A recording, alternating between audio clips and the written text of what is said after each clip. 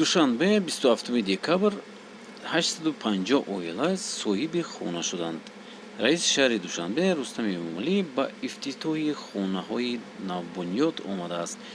дар ин бора аз дафтари матбуоти шаҳри Душанбе хабар доданд, ки дар маросими ифтитоҳи бинои манзил намояндагони мақомоти шаҳрдорӣ ва аҳли ҷомеа ширкат варзиданд. дар ҷараёни ин чорабинӣ Рустами Эмомалӣ ба онҳое, ки дар сохтмони манзилии истиқоматӣ ширкат варзиданд, арзи сипос кард.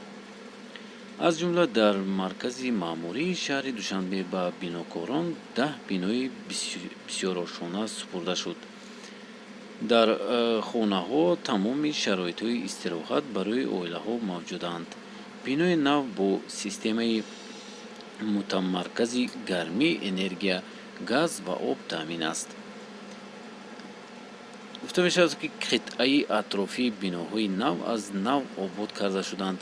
роҳҳо пиёдагард, хиёбонҳо шикаста, дарахтони намудҳои гуногун шинонда шуданд, майдончаҳои кӯдакон муҷаҳҳаз карда шуданд. мо илова мекунем, ки онҳо хонаҳо аз 470 хонаи якҳуҷрагӣ, 318 дуҳуҷрагӣ, 51 сеҳуҷрагӣ ва 8 хонаи чорҳуҷрагӣ иборатанд. масоҳати умумии ҳуҷраҳо дар маҷмӯъ 54120 метри мураббаъ мебошад. ин буд дӯстони азизи мо видеои имрӯзаи мо. шумо чӣ фикр доред? Душанбе хело ҳам зебо шуда истоад сол ба сол. мана худо хоҳад квартираҳои хеле баланд ошона мешавад ва мо боварӣ дорем, ки ояндаи Тоҷикистон хеле бисёр хуб мешавад. шумо чӣ фикр доред?